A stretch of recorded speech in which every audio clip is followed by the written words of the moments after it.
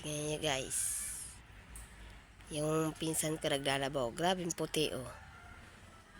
Kulang na lang yata maging manipis na yung damit niya dahil sa paglalaba niya. Grabe po maglaba yan eh. Oh, ayan po siya oh. Grabe po maglaba yan. Inaabot, ilang piraso lang yan oh. Apat na pares lang yan. Inaabot na ng umaga. Grabe po maglaba yan. Ito, sobrang nipis na. Sa sobrang kakukuskus. Grabe yung puti ng damit oh. Oh. Folding bed naman po niya ang nilalabahan niya guys. Oh. Grabe yung lalaki yan. Napakalinis sa damit. Susunod po niyang butas na yung damit kasi sa sobrang kuskus. Oh. Nakikita niyo yung damit yan, sobrang puti. Sobrang kakakuskus ang brush. Oh. Ngayon, folding bed naman.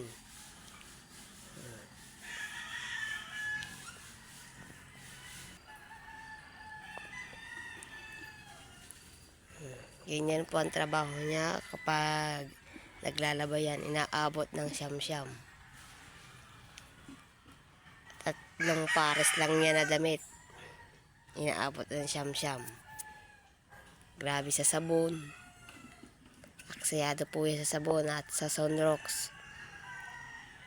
Talagang pinapaputi po talaga niya yung mga damit niya. Oh. Oh.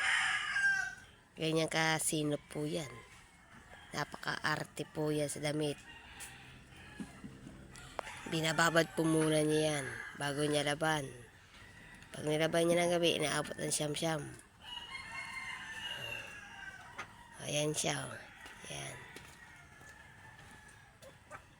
Yan po siya. Ewan ko kung ano naman ginagawa ng lalaking to. Naglalaba po siya.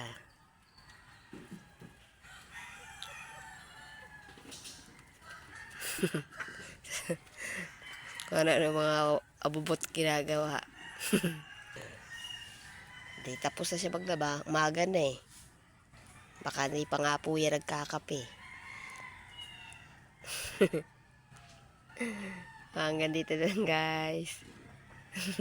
Natatawa po kasi ako kasi naabot ng siyam-siyam.